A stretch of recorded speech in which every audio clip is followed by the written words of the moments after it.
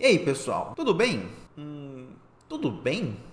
Essa é aquela típica pergunta, né? De conversa fiada, de conversa de corredor. Você pergunta, tudo bem? Na esperança de que alguém responda, tudo. Ninguém realmente quer saber se tá tudo bem. Esse tudo bem é um tipo, e aí? Nada mais.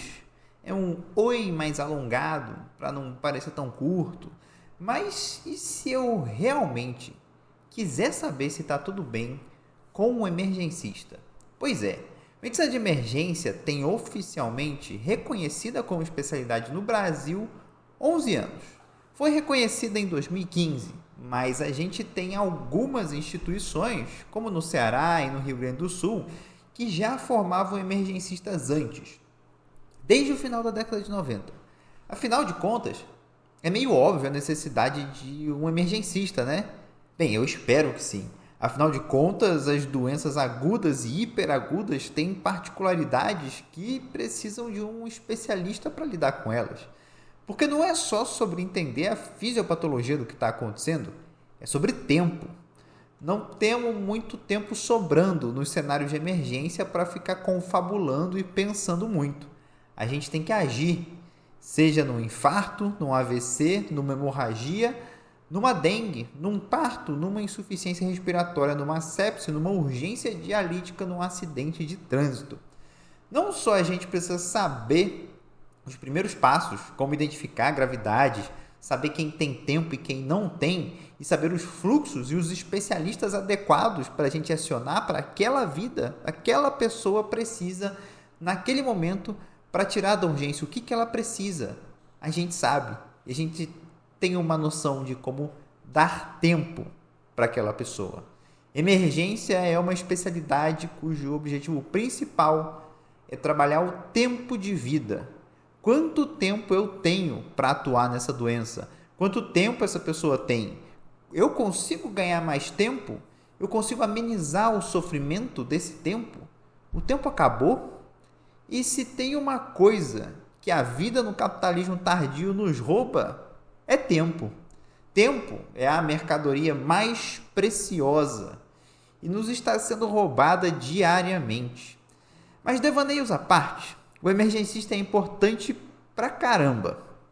Não tem especialista melhor para te atender em uma emergência. Deveria ser um caminho natural a valorização, a difusão e a promoção dos emergencistas. Deveria ser uma consequência óbvia a criação de políticas públicas que expandam a medicina de emergência, visando com que todo canto do Brasil, toda UPA, todo pronto-socorro tenha pelo menos um emergencista em posição de liderança. Deveria ser uma conclusão óbvia das instituições de ensino a contratação de emergencistas para ensinar emergência. Um país no qual mais de 37 mil pessoas morrem de acidente de trânsito, mais de 40 mil vítimas de homicídio. Esses números escondem os que foram atendidos por não especialistas em emergência e poderiam ter sido salvos e não foram. Não necessariamente porque estavam graves demais, mas porque estavam em mãos inexperientes e não especializadas. Um país onde a atenção básica, a prevenção, os postos de saúde estão sendo assassinados à luz do dia e cada vez mais se precariza o cuidado com diabetes, hipertensão, dislipidemia, saúde mental, asma, doença pulmonar obstrutiva crônica, resultando cada vez mais em AVCs, infartos, surtos psicóticos, cetoacidose, diabetes, infecções que viram sepsis, DPOC descompensado. Nesse país, pelo menos deveríamos valorizar aquele profissional que estudou e se especializou para ser uma esperança para esses pacientes em crise. Só que assim como a medicina de família e comunidade e a estratégia de saúde da família estão sendo assassinadas em plena vida adulta, a medicina de emergência parece que caminha para uma morte prematura, se não da especialidade, pelo menos dos seus especialistas. E nem se pode imaginar que alguém esteja pensando em uma estratégia de saúde de emergência. Bem, frente a tudo isso que eu expus aqui, principalmente ao fato de termos vários novos emergencistas no Brasil, devido ao reconhecimento da especialidade, e na minha vivência saber que muitos pelo menos na residência, são apaixonados pela medicina de emergência, eu decidi fazer 2 perguntas aos emergencistas. A primeira pergunta que eu fiz é: você está feliz, satisfeito, frustrado ou já pensou em desistir da emergência ou mudar de carreira? E a segunda pergunta foi: existe algum tipo de caso que sempre aparece na emergência que você trabalha e você fica se questionando o porquê daquele tipo de caso ou doença continuar aparecendo, imaginando que poderia ser algo que deveria ter uma solução fora do contexto da emergência?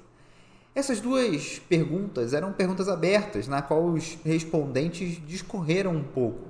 Eu tentei contato com emergencistas de vários estados para responder essas perguntas, porque eu não queria ficar enviesado em um só lugar, em uma só realidade.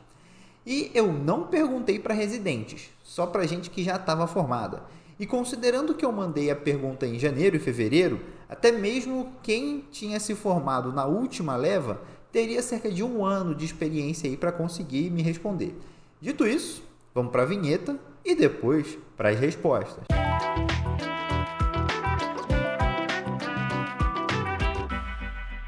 Primeiramente, eu quero agradecer de coração aos 24 emergencistas que responderam minhas perguntas. Eu recebi resposta de gente que trabalha em Minas Gerais, São Paulo, Santa Catarina, Mato Grosso do Sul, Pará, Paraná, Ceará, Brasília, Rio Grande do Sul e até mesmo de gente que está nos Estados Unidos. Olha, gente, as respostas foram bem interessantes. Referente à primeira pergunta sobre a satisfação com a medicina de emergência, dos 24 emergencistas, 8 responderam diretamente que estão satisfeitos, sem nenhum porém. Falou, estou satisfeito.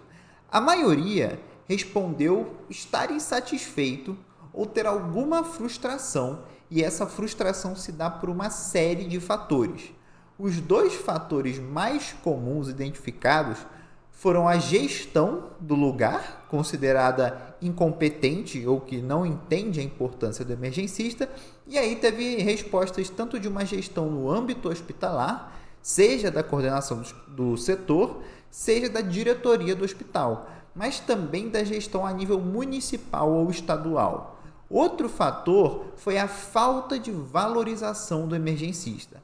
Acho que isso é o mais gritante para nós.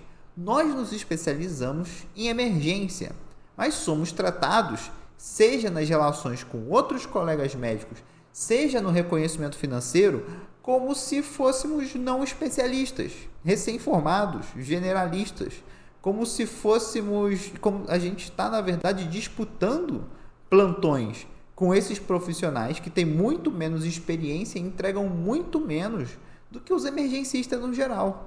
E essa desvalorização se reflete tanto na questão do salário, cada vez mais baixo, como das condições de trabalho nos prontos-socorros, que estão cada vez mais abandonados, com falta de material e de recurso. E teve alguns outros aspectos de desvalorização que apareceram nas respostas também. Por exemplo, a falta de especialização das equipes que fazem as regulações de vaga ou do SAMU, que na visão dos emergencistas que responderam às perguntas, acabam por fazer encaminhamentos indevidos, distorcendo o uso dos recursos.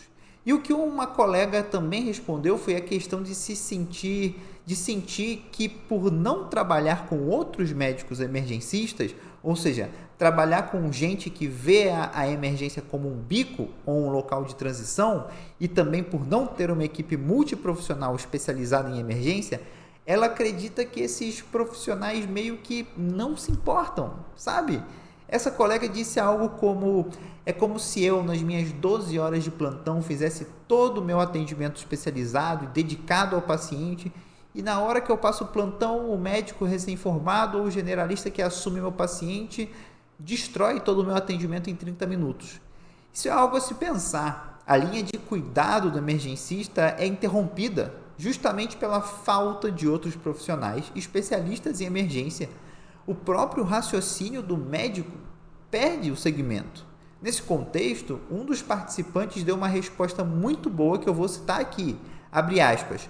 Formamos especialistas, porém estamos bem longe de construir uma especialidade. Fecha aspas.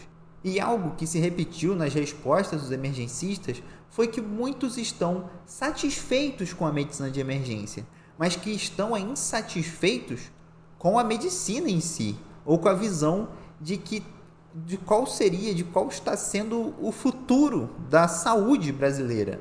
No caso, não tem perspectiva de futuro. Como uma colega falou, é ladeira abaixo.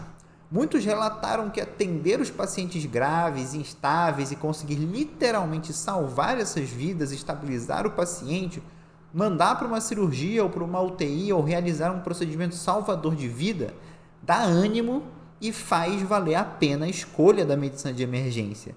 Mas que esse ânimo se limita aos atendimentos específicos e que, de uma maneira geral, tem muita demanda que é considerada inapropriada, pressão por resultados, protocolos incoerentes e até assédio moral. Uma parcela significativa, principalmente daqueles que dizem estar satisfeitos com a emergência, referem que só estão satisfeitos porque ou saíram da assistência ou não fazem só assistência, dividindo o tempo com ensino e gestão. A real, que deu para perceber nas respostas, aqueles que parecem estar mais satisfeitos são os que estão no ensino. A gestão é um caso à parte. Existem alguns que estão satisfeitos na gestão, mas tem aqueles que já viram a gestão como algo que trouxe uma esperança renovada, mas que já se desiludiram e a frustração voltou. Ficar somente na assistência, salvo 2 respondentes, parece um fator bem forte para a frustração. Teve uma respondente que saiu completamente da assistência e está só na gestão, que me disse que considerou isso até como uma transição de carreira, uma mudança de área. Pensando nisso, a resposta de um colega é categórica, entre aspas, formamos emergencistas que fazem a diferença dentro de um contexto muito pequeno, quase individual, fecha aspas. E em relação à segunda pergunta, eu tinha minhas expectativas. A segunda pergunta, na verdade, veio de uma dor minha que eu tenho carregado nos últimos 2 anos. Quando eu trabalhava no interior do Sergipe, uma coisa que me incomodava muito era o tanto de pacientes com pé diabético infectado e pacientes com insuficiência cardíaca descompensada que internavam rotineiramente. Úlcera diabética tem uma mortalidade de mais ou menos 50% em 5 anos. É muito alta, sem contar a morbidade e a perda de qualidade de vida. Insuficiências cardíacas vão descompensar eventualmente, mas não na quantidade que eu via. E pior, como não existia rede básica de saúde na região, os pacientes não conseguiam fazer acompanhamento longitudinal. Então, simplesmente, a gente recebia o paciente no pronto-socorro e estabilizava, e depois da alta, o paciente simplesmente não conseguia fazer nenhum tipo de acompanhamento. E dentro de 15 dias a 2 meses, estava lá ele de novo no pronto-socorro. E isso é bizarro, porque você está num pronto-socorro e tem pacientes que você conhece, com menos de 1 ano trabalhando lá. Ou seja, são pacientes recorrentes por problemas totalmente controláveis, fora do ambiente hospitalar, que não precisavam internar. E outra dor que eu carrego, que piorou agora no interior de São Paulo, foi ver um aumento absurdo de casos de saúde mental, sejam tentativas de autoextermínio, crises de ansiedade, surtos psicóticos. A reforma psiquiátrica está em falência e tem um motivo bem óbvio, que eu vou trabalhar em outro episódio que vai sair logo depois desse aqui.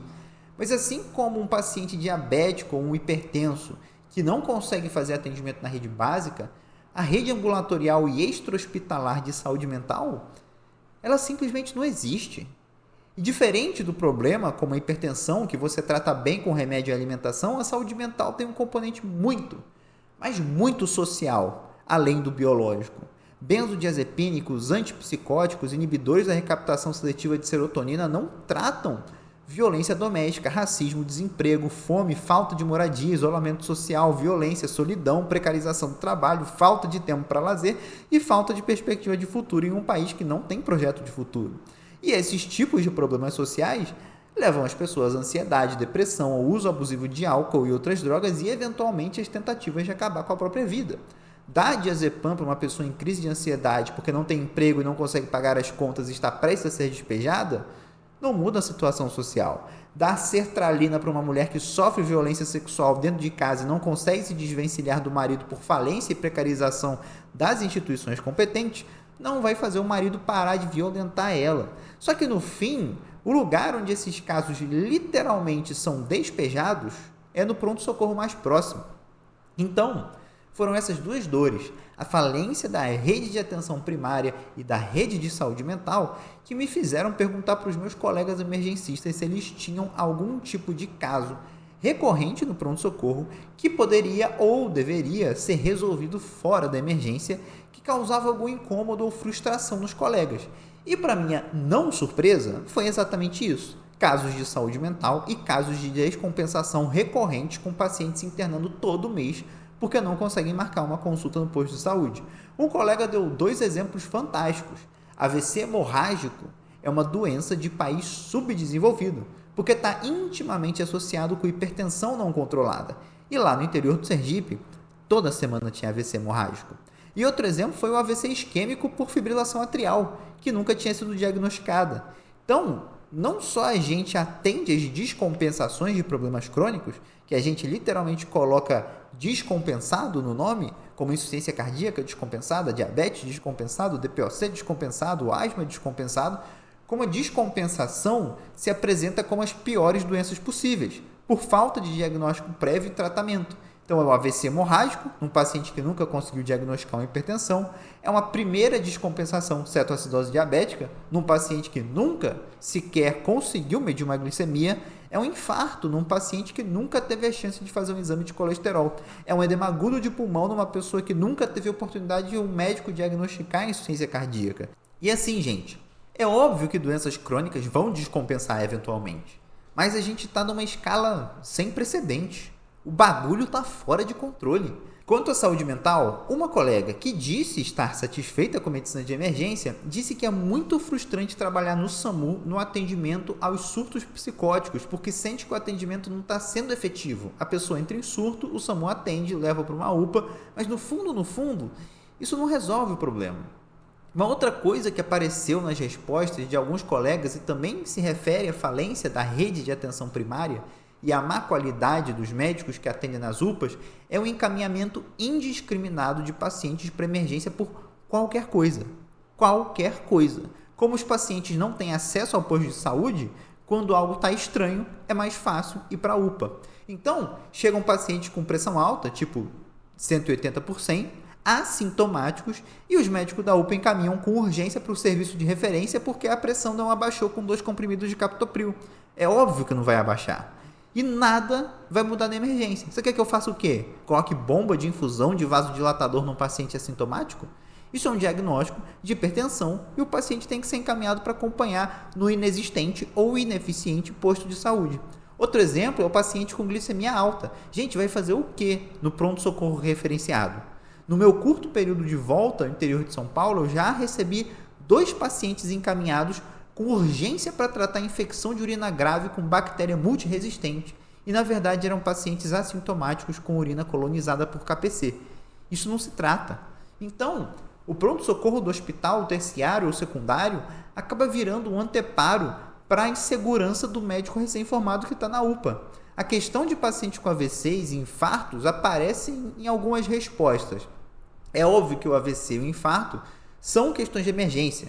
Mas o problema que foi trazido no AVC é a questão de que muitos pacientes chegam fora da janela de trombólise e não existe um serviço estruturado e amplo de trombectomia que poderia salvar a vida e o cérebro desses pacientes. Aqui entra um problema de macrogestão e de projetos de saúde. E também um problema de educação médica e de disponibilidade de ambulâncias do SAMU para atender a demanda.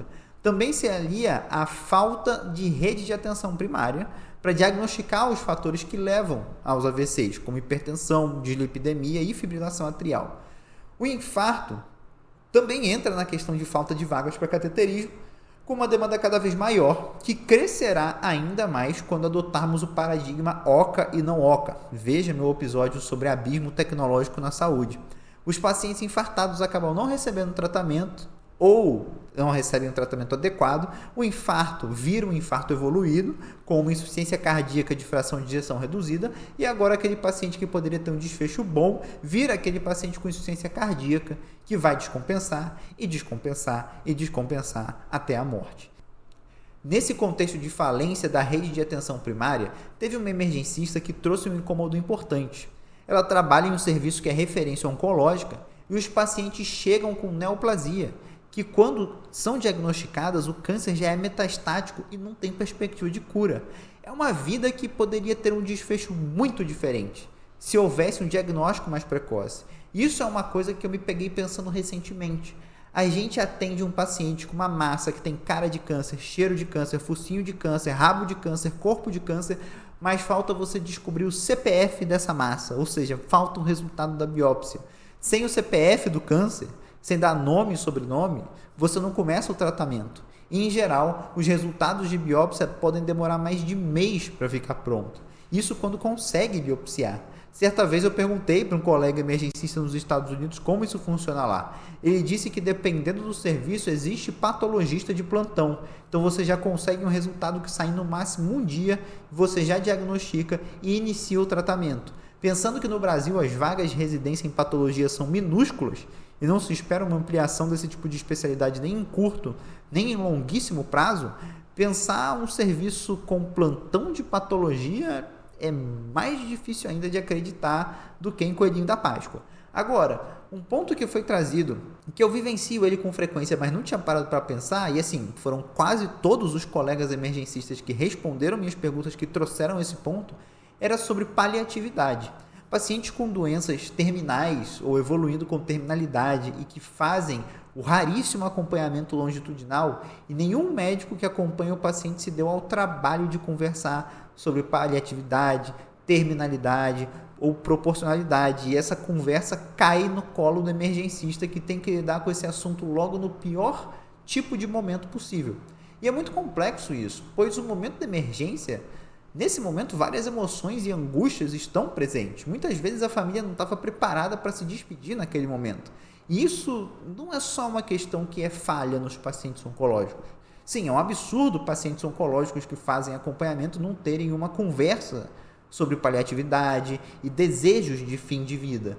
Mas a insuficiência cardíaca é uma doença terminal. O DPOC é uma doença terminal. É impressionante o número de pacientes idosos, acamados, demenciados e dependentes para todas as atividades básicas de vida que nunca tiveram uma conversa sobre limitação terapêutica. Isso me faz pensar em quantos colegas que eu conheço que são emergencistas e fizeram algum pós ou curso de cuidado paliativo. Só existe uma demanda tão intensa em cuidados paliativos na emergência, que na minha opinião é o lugar errado para se fazer isso, por dois motivos. Primeiro, porque a falta de leitos de enfermaria e UTI faz com que os pacientes passem dias, quando não semanas, na emergência. E segundo, porque se normalizou que o lugar e o momento de fazer paliação é na emergência. Se tivéssemos a preocupação de tratar com seriedade a paliatividade, quem deveria estar fazendo especialização e curso de cuidados paliativos eram os médicos de família, os cardiologistas, os pneumologistas, os médicos que acompanham cronicamente os pacientes. Eu vou ser bem sincero, minha gente, eu não acho normal o tanto de paliação que a gente, enquanto emergencista, tem que fazer. E por fim, falando de coisas que eu não acho normal, um colega emergencista disse que uma doença que está sempre presente na emergência e que incomoda ele é a superlotação. Eu gostei da metáfora, ele está certo. A gente normalizou a superlotação. Vocês já perceberam isso? Eu tenho o privilégio de trabalhar num dos poucos hospitais do Brasil que não vive superlotado. E é muito diferente e mais saudável a dinâmica de trabalho. Mas a gente simplesmente aceitou que tudo vai ser superlotado. E é isso aí. No episódio que eu participei no podcast do Café com Emergência, eu disse que me incomoda muito as falsas soluções, como a prova do ENAMED, que não vai resolver nada. Uma outra falsa solução que temos é a gestão hospitalar da emergência. Gente, acompanha aqui o meu raciocínio. A gente até pode ter maus gestores, gestões ineficientes e por aí vai. Mas a gente pode ter a melhor gestão do mundo, que o problema da superlotação não vai ser resolvido. Sabe por quê? Porque o problema é falta de rede básica. O problema é falta de leito. O problema é que o pronto-socorro é o único lugar onde seu Zé e Dona Maria têm acesso a algum tipo de atendimento de saúde. Tem que construir hospital, tem que construir unidade básica de saúde, tem que construir CAPS, tem que construir rede de esgoto e saneamento básico, tem que baratear o preço da alimentação saudável, tem que ter mais tempo para as pessoas fazerem exercício físico. Mas não, tem que ter tempo, né? Porque nem isso as pessoas têm. Quando esses problemas estruturais não forem resolvidos, você pode ter os melhores indicadores que o hospital vai ficar superlotado. O próprio CFM fala que a gente precisava construir cerca de 180 novos hospitais e 50 mil leitos. Não é aquela UPA que o prefeito promete ou aquela unidade básica de saúde com verba aí de deputado que vai resolver o problema. É um projeto de Estado, e Estado é acima de governo. É um projeto a longo prazo de reestruturação da rede básica. Não são 5 mil leitos, são 50 mil leitos. E qual que é o político, seja ele presidente, ministro da saúde, prefeito, governador, secretário de saúde, senador, deputado estadual ou federal, que está encabeçando qualquer resquício de luta por uma ampliação da infraestrutura hospitalar? Sem infraestrutura de saúde, ou seja, sem hospital, sem UBS, sem leitos, não tem como ter saúde. E talvez seja por isso que alguns colegas que foram para a gestão acabaram se frustrando, porque a gestão, mesmo que bem feita, esbarra em limites materiais, mas isso não ameniza a cobrança. E no final, se você não atinge indicadores, o problema é você, ou é o protocolo que precisa de revisão, ou é o plantonista A ou o plantonista B que não atinge a meta ou não trabalha bem, mesmo que ele esteja dando o seu máximo e esteja totalmente burnoutado. O problema nunca é a estrutura. Sempre se acredita que o problema é individual, quando não é. Então, vamos para um resumão de tudo isso. Óbvio que foi uma pesquisa informal, mas acho que dá para pensar um pouco.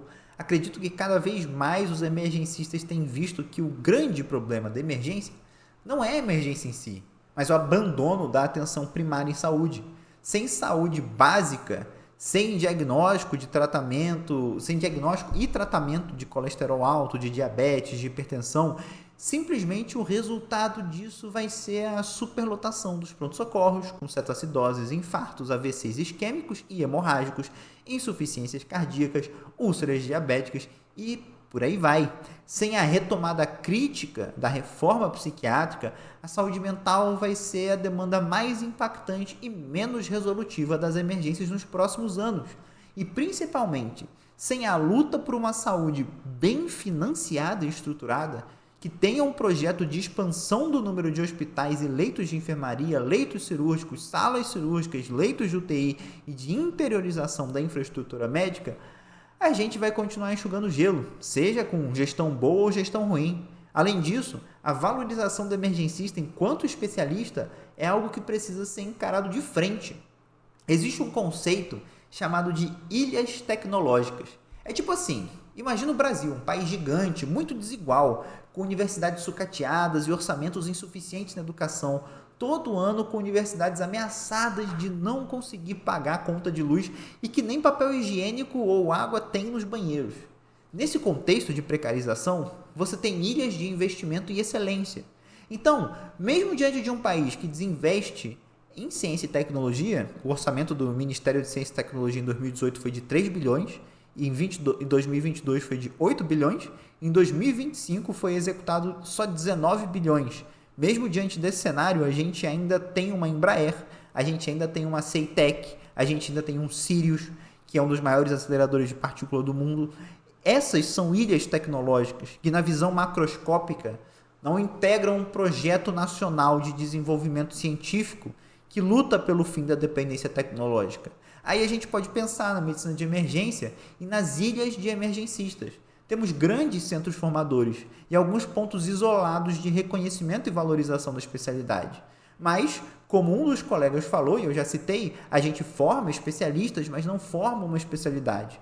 Pois, assim como na ciência e tecnologia, essas ilhas formadoras e valorizadoras de emergencistas não integram um projeto nacional de desenvolvimento da medicina de emergência. E aí, você vai ter um lugar de muita valorização convivendo com outro de muita precarização.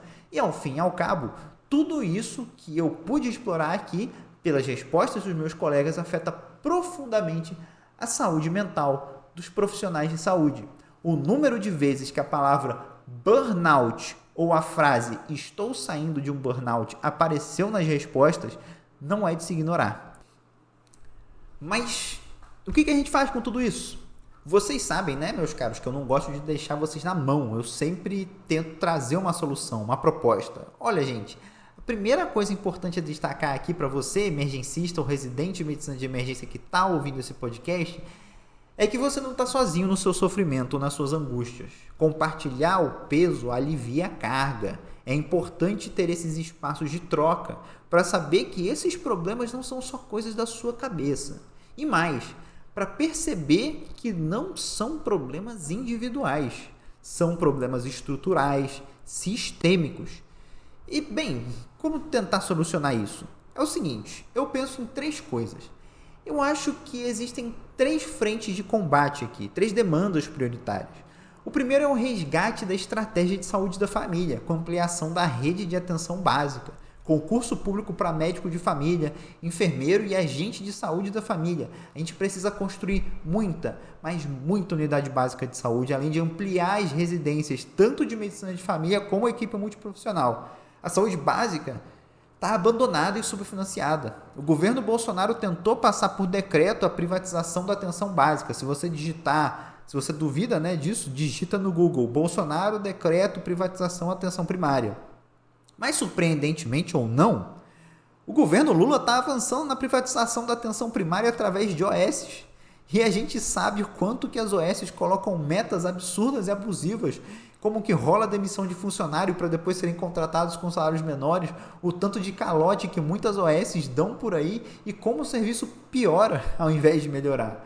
A gente precisa da atenção básica como uma política de Estado que ultrapasse governos e que tenha objetivos claros, com a redução das ICSAP, as internações por condições sensíveis à atenção primária, que aumente o número de diagnósticos e controle de doença, que amplie os serviços de visita domiciliar, uma atenção primária bem feita, dá um alívio gigantesco para os serviços de emergência. E as metas não devem ser essas metas de tantos pacientes em tantas horas. As metas têm que ser quantas pessoas estão com hipertensão arterial controlada, quantas visitas domiciliares a gente consegue fazer com tempo adequado, quantas famílias a gente está conseguindo intervir e melhorar a saúde, quantas UBSs, uma meta deveria ser essa, quantas UBSs a gente quer criar em 4 anos. A gente tem que alcançar essa meta. Isso, a gente pode trabalhar com metas, a gente precisa ter metas que realmente vão fazer a diferença na vida das pessoas. Junto a isso, a gente precisa lutar por uma ampliação urgente do número de hospitais públicos, secundários e terciários e de leitos, tanto de enfermaria como de UTI. Faltam leitos, isso é óbvio, há anos e não faz sentido continuar como está. E não vai ser gestão que vai mudar isso. Isso a gente só consegue com pressão política. É pressionar e cobrar de deputado, vereador, prefeito, governador, presidente, senador, ministro e secretário da saúde.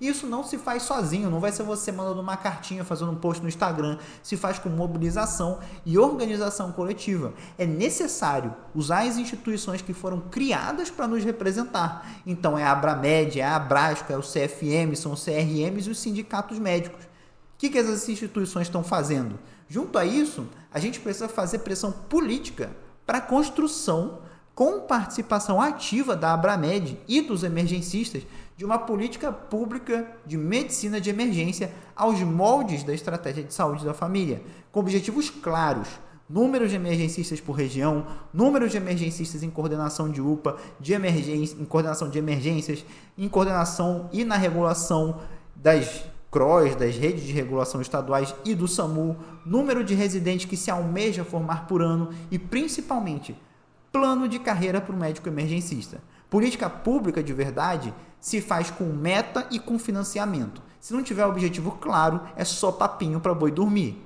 E eu disse que eu via 3 coisas como principais, mas na verdade são 4. A quarta é que a gente precisa fazer a população saber da nossa existência. As pessoas precisam saber que o médico emergencista existe, que é uma especialidade reconhecida e que ela faz diferença na hora da desgraça. O apoio da população à especialidade é fundamental, tanto para sua expansão quanto para sua valorização. Então, meus caros colegas emergencistas, vamos transformar nossas inquietações e angústias em movimento. Eu fico por aqui, eu espero que você tenha gostado desse episódio. Se você gostou, compartilha com seus amigos. Se você não gostou, compartilha com seus inimigos. O importante é compartilhar. Comenta aqui, eu peço realmente de coração que vocês me digam o que vocês acham. Se vocês têm algo que te angustia, que está te frustrando ou não. Se você vê alguma saída para todos esses problemas ou se você acha que está tudo bem. Eu realmente gostaria de saber. E eu digo mais, Se você aí é residente e está ouvindo esse episódio, talvez seja um bom ponto de partida para um TCC, até mesmo para um projeto de mestrado, uma pesquisa como essa, vai saber. E mais uma vez, agradeço de coração a todos que responderam minhas perguntas. Eu fico por aqui e até a próxima.